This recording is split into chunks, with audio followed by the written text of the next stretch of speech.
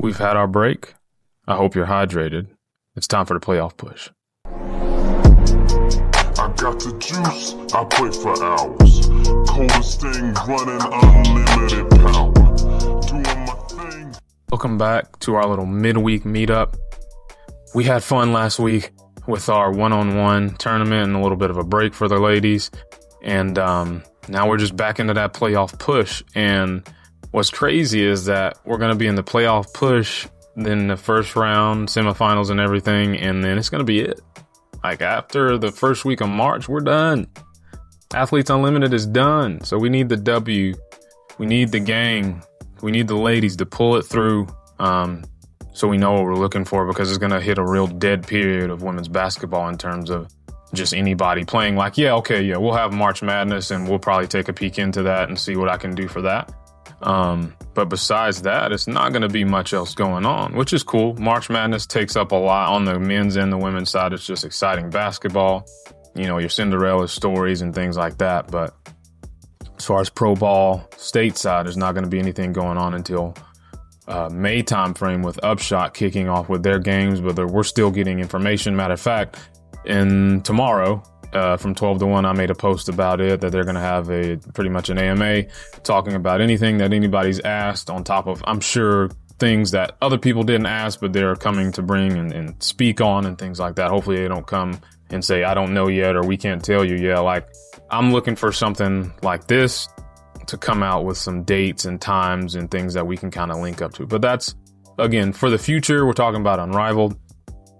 And so, you know, next weekend, pretty much, not even next weekend, all the way until next Friday is the last of the regular season games for Unrivaled. And then we're going to be right into the first round of the playoffs on Saturday, and then skip Sunday and be right into the semifinals in Brooklyn. Where Brooklyn at?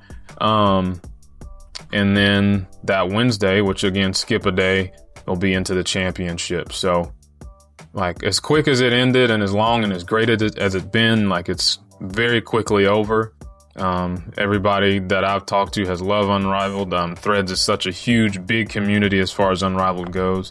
And you always hate to see it go, but you would hope to see it stick around, not just because, like, we were in some turmoil with the W, but you hope that it stays a specific league for people to be able to play in the off season, unless somehow the CBA changes that and we find a way to not need it, right? But I would love to see something like Unrivaled, if it doesn't last past this year, which I would imagine it would because of all the talk and things like that. I would love to see something like this be absorbed, but either way, we'll see if this is the last time we talk about Unrivaled or not, because I think personally that we'll be seeing this for the potential future, just because it's a great way to connect the college girls to the pro game, and it just does everything so well. It's a big hit. You would be crazy to cut it off at its peak. Same thing with the W. Like, we can't stop this stuff at the peak. We got to keep it going. But it's funny because I'm looking at, like, I'll post a power rankings today as well. And, you know, looking at the breakdown of the schedule and the breakdown of the standings as well. And while there's 3 teams that have clinched, it could go any other way with the bottom 3. So it seems like, you know, the top 3 have solidified themselves in my laces, which is crazy. It's awesome to see us at the top right now. With a 3-game winning streak. Then you got the Phantom with a 4-game winning streak, and then the Mist, who are 7-4, that have a bit of a lead on the next, which would be the 4 and 5 seed at where's it current stands now, with the Breeze and the Rose, at 5 and 6. And they could lose out, and the Hive and the Lunar Owls could win out and have a better record, because they could end up, you know, because we've got like 3 games left, and so they could go finish with 6 and 8 if they don't lose. So realistically, 4, 5, and 6 are still in danger of not making it. Now the Rose are bringing in Angel Reese. You know, the Vinyl are still working in Sanaya, the Hive are working in Azure, and the Lunar Owls are just, you know, trying to be better, which would be amazing to see those 2 in particular rise up and somehow make the playoffs after being at the bottom of the league for the majority of the season, which, yes, it's not that many games, but just the amount of weeks where we've seen them at the bottom, it would be interesting to see them like somehow blitz and make the playoffs, because nobody's eliminated from playoff contention just yet. I think this weekend will paint a clearer picture of what the playoffs might shake out to be, but there's no telling, because you add Angel Reese as far as the Rose is concerned. That's not guaranteeing you wins either. Like, yeah, you bring the team, you got the squad back, it's all up from there, but it's still, you still got to go out and put it on the floor and do work, right? And even if the Rose somehow rise up the ranks and, they win out and some other people lose and things like that, that's still 2 more spots for somebody to make. The Breeze are on a little bit of a slide right now, and so are the Vinyl. But it's any man's game. Like, it could be anybody there. If I had to guess, I would definitely guess that the Breeze are going to be one that makes it, but I really couldn't tell you who, because like I've been saying the entire season, the Vinyl just don't make sense as to where they are. They have such a decent, saying decent is kind of crazy. They have such a good roster that I don't feel like they should be, I don't feel like they should have the record that they have. Like, it's baffling to me. Like, everybody kind of gets why the Lunar Owls have the record they have, why the Hive have the record they have, but the Rose never made sense, even regardless of whether you had Angel Reese or not. But then again, we also said Chelsea wouldn't be able to do it by herself. If she had the backpack, it's going to be scary hours, and it has become scary hours until you're like, oh, I got to bring that secret weapon back in.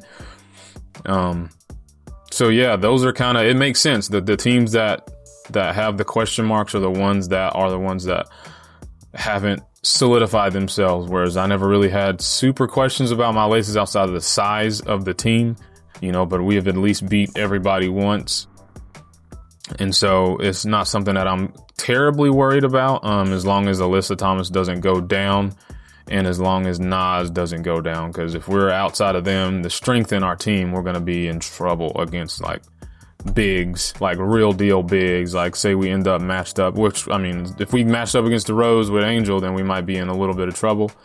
But where we lack in, I guess, specific size concerning like a real big, we have in guard play, in speed, in defense, because we've still allowed the least amount of points in the league by a good 19 points, it looks like. And the next best is going to be the Phantom with points allowed at 739. We're at 720. And then you got 758 for the Breeze, and then 765 for the Vinyl. And then everybody else is in the 800s, is just giving up points left and right. So with that being said, obviously we know defense wins championships unless you have the craziest of crazy offenses, and the best offense right now, it looks like it's the Mist. So, I mean, if you want to predict a winner based off of that, then, let's go with the best offense along with the best defense, which it looks like it could be somewhere around the Mist. But, I mean, you can make an argument for the Phantom and the Laces as well, because although the Laces aren't putting up a crazy amount of points, they're holding teams down a lot lower than the rest of the league. So it reminds me of like a Spurs-esque type team where it's like predicated more on defense than actual offense, like a throwback team, a 90s, early 2000s team.